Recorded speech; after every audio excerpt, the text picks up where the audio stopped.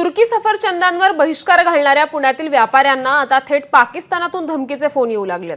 पाकिस्तानींच्या या पोकळ धमक्यांचा निषेध म्हणून व्यापाऱ्यांनी तुर्की सफरचंद रस्त्यावर फेकली आणि पाकिस्तान तुर्कस्तान मुर्दाबादच्या घोषणा देखील दिल्या।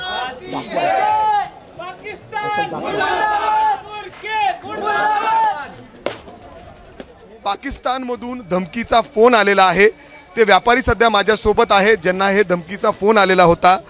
झेंडे साहेब, तुम्हाला धमकीचा फोन आलाय, कधी आला हा फोन, कुणी केला, काय म्हणले ते? साधारणपणे 9:15च्या दरम्यान मला फोन आला। म्हणजे एक 4-5 मिस कॉल आले, 7 मिस कॉल आले।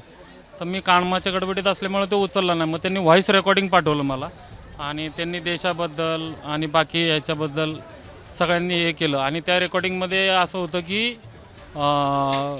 तुम्ही पाकिस्तानचं टर्कीचं काही करू शकत नाही, आमच्या मागं खूप म्हणजे देश आहे किंवा पॉवर आहेत असं त्यांनी रेकॉर्डिंग केलं होतं। आणि मग मी पण त्याला परत रेकॉर्डिंग पाठवून देणार, थोडंसं मराठा स्टाईलने त्याच्याशी हे केलं, उत्तर दिलं। हां, काय होतं? तू रेकॉर्डिंग ऐकली आहे, काय रेकॉर्डिंगमध्ये नेमकं होतं?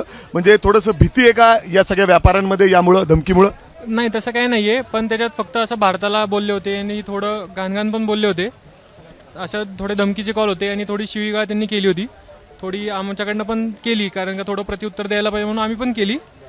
माझं फक्त त्यांना एवढंच म्हणणं आहे, आम्ही एक आहे, असे लाखो भारतीय आहेत, 140 किती लोकांना तुम्ही धमक्या देणार आणि किती लोकांना तुम्ही मारायचे हे करणार, करू शकत नाही। त्यामुळे आम्ही घाबरत तर नाही आहे आणि आम्ही कुठलंच भारतीय घाबरणार नाही, परत भारताला धमकी देऊ नका।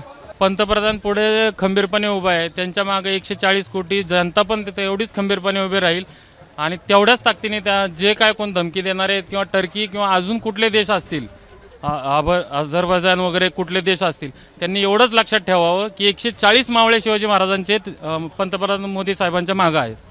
हा नेमका फोन कुठून आलेला आहे ते देखील ट्रेस केली जाईल। मात्र सगळे व्यापाऱ्यांमध्ये एकजूट या ठिकाणी दिसते आणि आता तर आम्ही टर्कीचा ॲपल विकणारच नाही, जे करायचंय करा, अशी दिल भूमिका या सगळ्या व्यापाऱ्यांनी व्यक्त केली आहे।